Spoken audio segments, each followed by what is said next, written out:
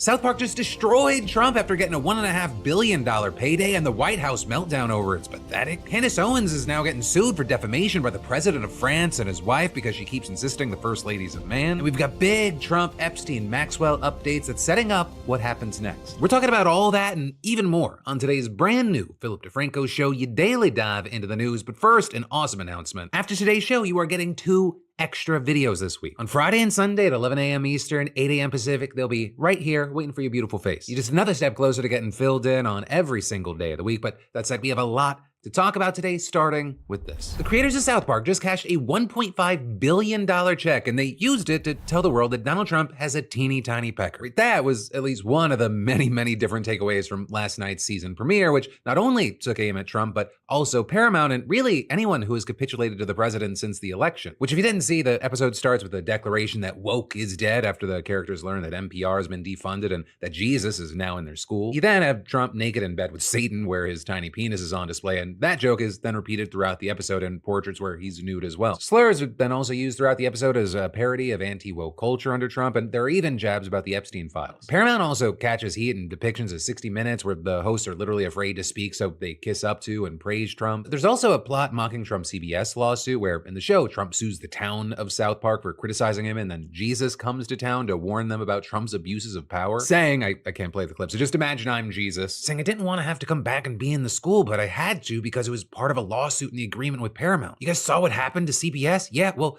guess who owns CBS? Paramount. You really want to end up like Colbert? You guys gotta stop being stupid. If someone has the power of the presidency and also has the power to sue and take bribes, and he can do anything to anyone, right? And then it ends with the town of South Park settling Trump's lawsuit by agreeing to air pro-Trump PSAs, and then a PSA plays with a narrator calling Trump brave, but then it showed an AI version of him naked, struggling to walk through a desert, and he has a tiny penis, and also his tiny penis speaks to him, right? In that PSA and all of that, it seems to be a reference to the controversy within Paramount's ongoing merger with Skydance, which, we talked about earlier this week, because they'll need the Trump administration's approval for this, so many believe that they're going out of their way to get on his good side. And in fact, on that front, just yesterday you had Skydance telling the FCC that it would cut all DEI efforts at Paramount. And that is, many believe that they axed the Late Show with Stephen Colbert and agreed to a $16 million settlement with Trump to get this merger rolling. Also, I'll say with that, there's been some reporting saying that there were some side deals in the $16 million settlement that actually makes it worth more. Or with that, including things like Skydance setting aside millions of dollars to air PSA supporting conservative causes, hence the South Park mockery. And so, all in all, it just made for a pretty wild episode 1.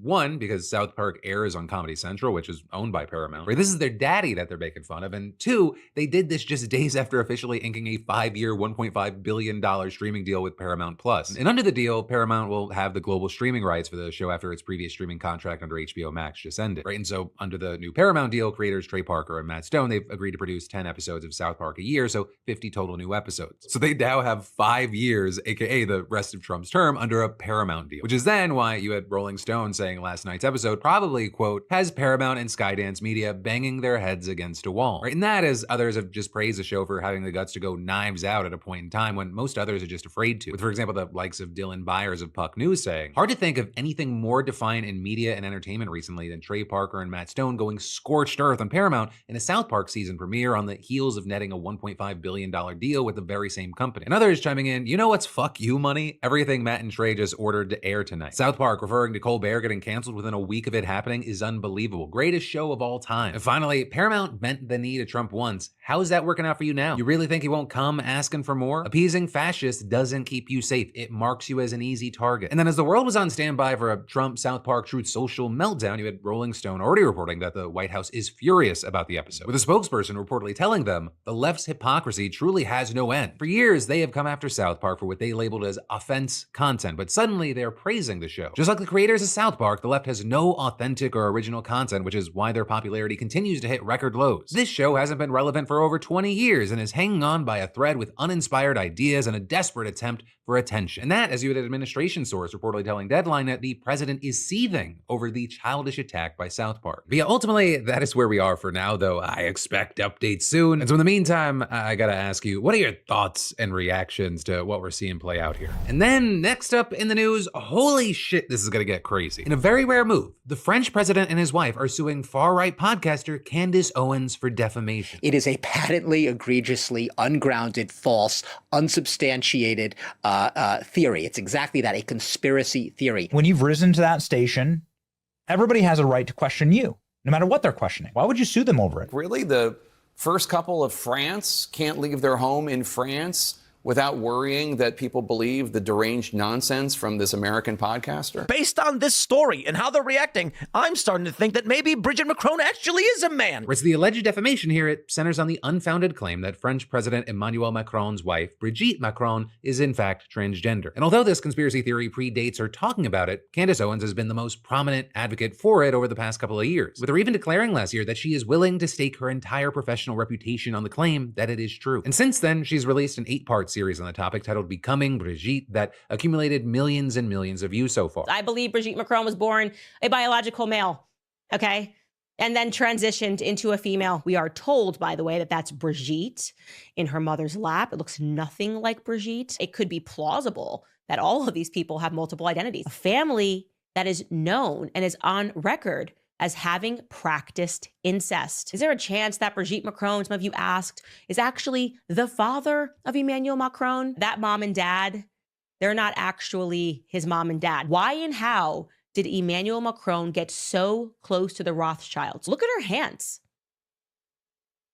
That looks weird. And this is why you can just sort of go down this rabbit hole, and it makes you wonder. And as you could probably tell from those clips, her theories, they get way more, we'll call it adventurous, than the relatively narrow, though still insane idea that Brigitte is trans. Owens also believes that she's older than she claims, that she stole another person's identity, that she's committing incest, and that she's a pedophile. Though that last one, it stems from the fact that Brigitte first met Macron when she was 39 years old and he was her 15-year-old high school drama student. Though also there, the couple has maintained that their relationship always stayed inside the bounds of the law and that they only tied the knot after reconnecting later in life. But then also, beyond that, Owens also seemed to suggest that Brigitte had some kind of connection to Jeffrey Epstein and an elite conspiracy of other pedophiles, where they're similarly claiming that the Macrons are being blackmailed or controlled by the CIA, and as you could maybe guess from the Rothschild comment earlier, there are anti-Semitic undertones to all of this. And if some of this, it sounds familiar, but you're not super familiar with her, it's actually because we talked about some of this a little while back. Right, and that because she had recently claimed that Donald Trump personally called her and asked her that she stop spreading the rumor about Brigitte being trans. And then continues his narrative, and he tells me that Emmanuel Macron is requesting to his face that I stop speaking about his wife. And one of the things Trump said is like, he tells me, she's old and this is really, really impacting her. And then he said, I saw her, Candace, I saw her up close and she looks like a woman to me. Now, here we are. You have the Macrons themselves suing her in a Delaware court for defamation and seeking unspecified damages, with that complaint alleging that she has waged a lie-filled campaign of global humiliation to promote her podcast and expand her what they called frenzied fan base, with it then going on to state that Owens has dissected their appearance, their marriage, their friends, their family, and their personal history, twisting it all into a grotesque narrative designed to inflame and degrade, saying the result is relentless bullying on a worldwide scale, and adding, it is invasive, dehumanizing, and deeply unjust. But then with all that, in her response video to this, you had Owens being as defiant as really anyone could be. I have been sued by the first lady man of France. You are officially a very goofy man, Brigitte. But I gotta give it to you, you've definitely got balls. If you need any more evidence that Brigitte Macron is definitely a man, it is just what is happening right now. The idea that you would file this lawsuit is all of the proof that you need. It's a PR strategy. They don't care if they win. This is about running it through the press. Now with this, some key things, the lawyer that the Macrons hired is Tom Clare, who's also the same guy who represented Dominion in its historic defamation suit against Fox News. And also, in their complaint, they cite evidence which they claim incontrovertibly proves that Brigitte is not trans, including family photos and birth announcements, with Clare telling CNN, "We have attempted to engage with her for the last year, putting evidence in front of her, request after request after request, that she just simply do the right thing. And each time we've done that, she mocked the Macrons. She mocked our efforts to set the record straight. She refused to retract what she had said. She started a merch campaign. She's selling T-shirts mocking and celebrating her defamation of them. And enough is enough." But notably, with all this, you even have some who are by no means fans of Owens skeptical that this lawsuit will succeed. Or with, for example, this professor of media ethics and law telling Reuters, "Under U.S. law, public officials are required to prove actual malice, knowledge of falsity, reckless disregard for the truth." In his lengthy complaint, he has certainly alleged that on the part of this podcaster, but I think he's also probably not giving enough deference to the fact that courts in the United States grant broad discretion to individuals to comment on public officials. Right, and connected to that, according to Owens, she offered to interview Brigitte before releasing the first episode of Becoming Brigitte, and she argues that that fact, it disproves the actual malice claim. Ultimately, it looks like we're gonna have to wait to see how this plays out in the courtroom, and in that regard, Owens seemed confident. We are revolting against this. We're revolting against the perverts that run the world. And I want to be very clear here. I count you among them. I think you're sick. I think you're disgusting. And I am fully prepared to take on this battle on behalf of the entire world. With all that said and laid out, I'd really love to know your thoughts and reactions to what we're seeing here, and also what you think is going to happen. And then there's more news you need to know in just a second. But first, have you ever read protein labels and you feel like you just opened a chemistry textbook written by a liar? Because yeah, that's why I personally made the switch to today's sponsor, Equip Foods. You see, Equip was founded by Dr. Anthony Gustin, who was sick of the BS in the supplement world and wanted a protein made from actual food, not factory runoff. You see, Prime Protein is made from grass-fed beef, no whey, casein, and no sketchy fillers, just clean, real food ingredients. In one scoop, it gives you 20 grams of protein without destroying your gut, bloating you like a balloon, or you feeling like you just drank drywall. And it tastes like dessert. I'm talking chocolate, salted caramel, peanut butter, iced coffee, not like a dirty gym sock like most proteins. And my personal go-to is now just the vanilla in my morning smoothie. And Equip, they don't play games. No fillers, no glyphosate, no sketchy additives, just quality, transparency, and testing for all the bad stuff that most brands don't want to talk about. Say, if you want a protein that actually respects your body and tastes like a cheat day, Equip is where it's at. Prime Protein has just been a game changer for me. So hey, scan the QR code or head to equipfoods.com/Phil and use code Phil for 20% off. Or hey, even better, combine this offer with a subscription and get 35% off your first subscription. And then next up in the news, we need to talk about these Trump, Epstein, Maxwell updates. Starting with the news that a lawyer for hundreds of victims now appears to have corroborated the existence of the birthday book, or the alleged book that Ghislaine Maxwell made for Epstein's birthday back in 2003 by compiling letters from dozens of friends, including Trump. Or with the Wall Street Journal reporting that Trump's letter contained a cryptic message about all the wonderful secrets the two pals share in a drawing of a naked woman with his signature mimicking pubic hair. Of course, Trump has denied writing the letter or drawing the sketch, calling it a fake thing and suing the journal for libel. But now it seems like there may be a way to determine if Trump is telling the truth. Or because last night you had Bradley Edwards, an attorney who's represented more than 200 Epstein victims, telling MSNBC that he has numerous clients who know that the birthday book exists, and adding, I do know that they were involved in the assembly of the book, several of them. They were told by Ghislaine to assist in putting the book together.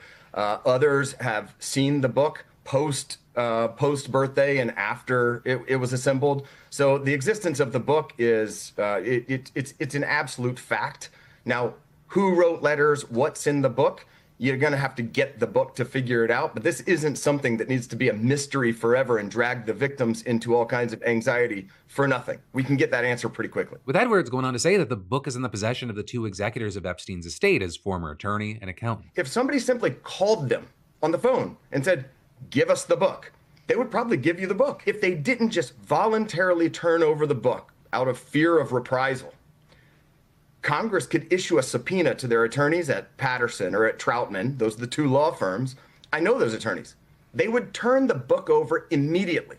Nobody would have to guess. And right after Edwards dropped that bombshell, O'Donnell spoke to Representative Ro Khanna, who's been one of the lawmakers leading the charge in the House to get the Epstein files released. And Khanna, he said that this new revelation will be an absolute game changer here, noting that just hours before, a subcommittee of the House Oversight Panel voted to subpoena the Justice Department for the Epstein files. And very significantly, that motion was actually passed by a vote of 8-2, with 3 Republicans joining all Democrats. And while Khanna said, that it is a big step forward, he also argued that it will be very difficult to get the DOJ to cooperate with the subpoena, but that it isn't the case when it comes to a private estate. What's not hard to do is to subpoena private attorneys in a private estate and to get compliance. So I'm actually going to invite Bradley Edwards to meet with the House Oversight Committee, and I think we can easily move forward on this subpoena of that birthday book, and which could really advance this case. This guidance is very helpful for our committee because we can't trust the Trump Justice Department. That is going to get slowed down. It's going to get bogged down. Even if we subpoena,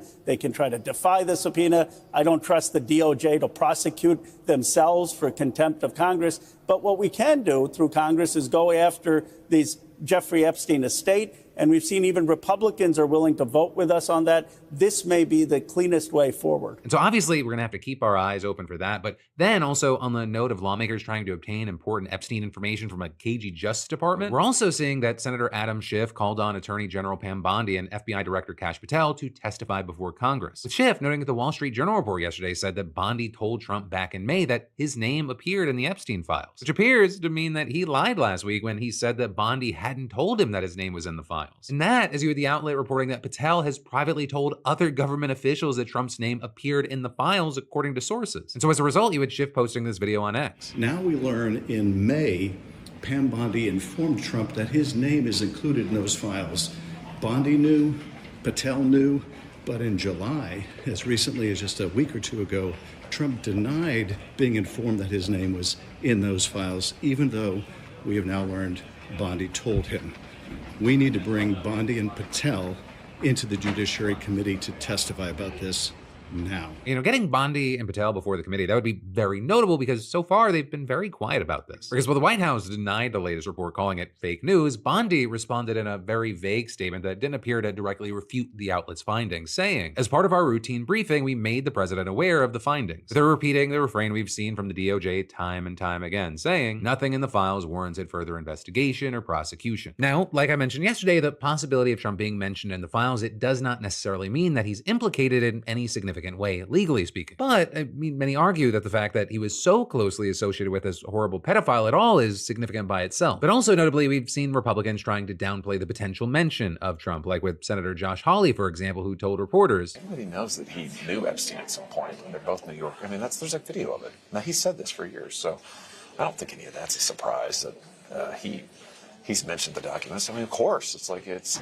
everybody who's ever met the guy is going to be mentioned, so I don't think that's a big deal. Senator, do you find it strange? But nor is it a reason to withhold the documents. But still, you have a lot of people saying that even if Trump is mentioned in a non-incriminating way, lying about it to the American people, that's a pretty bad fucking look. Or with people saying it just really looks shady, that it hurts Trump because it makes it look like he has something to hide, which just creates even more space for speculation and conspiracies. But all of that, it brings us to the final Epstein update I want to hit on today, though I'm sure something massive is going to break just the second the show goes up. But it's now being widely reported that DOJ officials are set to meet with Ghislaine Maxwell today in Florida at a federal courthouse, with Todd Blanche, the second highest ranking official at the Justice Department, being spotted arriving at the location earlier this morning. Now, notably here, as of recording, it was unclear whether Blanche himself was planning to attend or conducted the alleged interview. And it's also unclear if Maxwell will even provide any new information, or perhaps most importantly, if any of that information she does give is credible, because many legal experts have said that she can't be trusted because she has made it abundantly clear that she really wants to get out of prison more than anything. And the prospect of a presidential pardon from Trump is getting thrown around in the general discourse, with many people also saying that the efforts to interview Maxwell are just a red herring by Trump and the GOP to distract from the fact that they are not releasing the files. Right, and to that point, we also saw the Republican chairman of the House Oversight Committee issuing a subpoena for Maxwell yesterday, demanding that she give a testimony to the panel, with that set to take place on August 11th at the Florida Correctional Facility where she's in prison. And so just generally speaking, there's a lot we're going to have to keep our eyes on as all of this plays out.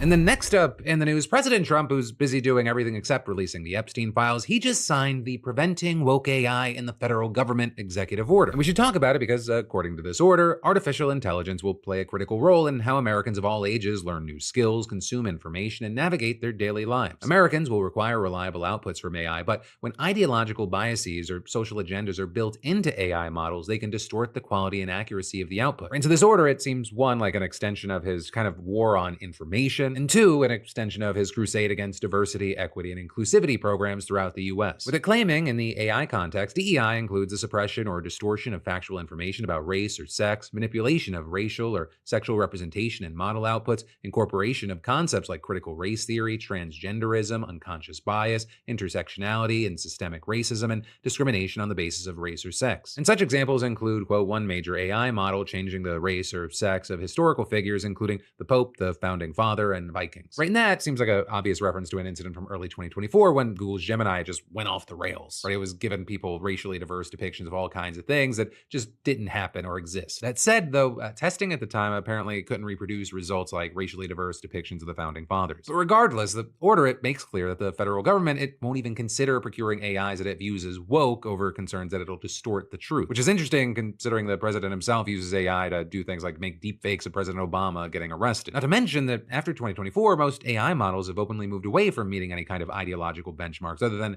occasionally making sure that their AIs don't turn into mecha Nazis. Which, call me crazy, but also hear me out. Maybe AI calling itself Mecha Hitler and saying that like Hitler had great ideas, that not being a thing is a good thing. However, like with all this, you do have people who support the move by pointing out that if you ignore the anti-woke stuff at the start, the order is relatively narrow, right? It just applies to AIs that the federal government uses. And as far as forcing the AIs to be ideologically neutral, there is seemingly some wiggle room. Right? Inherently, AIs cannot be neutral since they rely on human data to be trained, all of which is inherently biased. But if that is readily apparent to the end user, then things could be okay. Though really with this, I'll say, we'll know more within 120 days since that's the time that the Office of Management and Budget has to issue some kind of guidance to the federal agencies over how to implement all this. And really I'll say this is just the tip of the iceberg because while this order was narrow, the administration also released America's AI Action Plan, and that has much loftier goals. Right? That 24-page doc, it goes into how the administration will heavily expand the use of AI in the US and make America an AI powerhouse, which is something that Donald Trump has been pushing for since taking office. And the plan, it goes over 3 main pillars: accelerate AI innovation, build American AI infrastructure, and lead in international AI diplomacy and security. Just with reading the titles, it seems like these are solid and good goals, but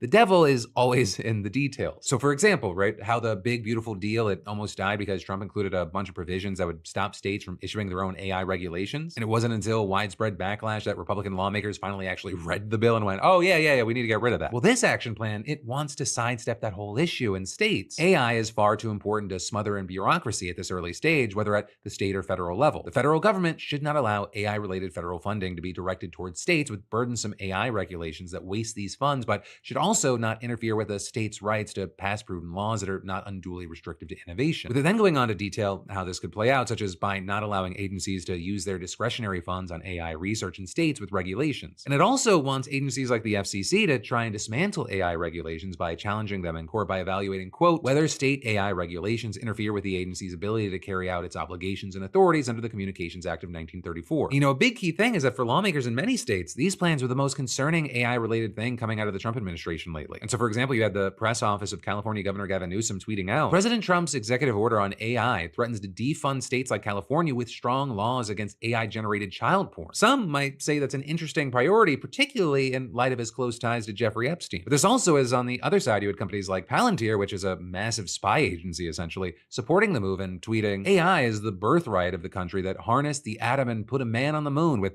today's AI action plan, the Trump administration has written the source code for the next American century. Palantir is proud to support it. Now, to be clear here, this is just a plan, but it is also a plan that the administration does want to move on. So 1, we're going to have to keep an eye on this and see how far the administration actually goes. And 2, part of that is probably going to be us watching a lot of things play out in court. But that, my friend, you beautiful bastard, is where today's show is going to end. But hey, remember, this week not only did you get a video Monday, Tuesday, Wednesday, and Thursday, on Friday and Sunday you will continue to be filled in. Though those videos, they're going to go up at 11 a.m. Eastern, 8 a.m. Pacific. So make sure you subscribe, make sure you got all your notifications turned on, and I'll see you right back here tomorrow.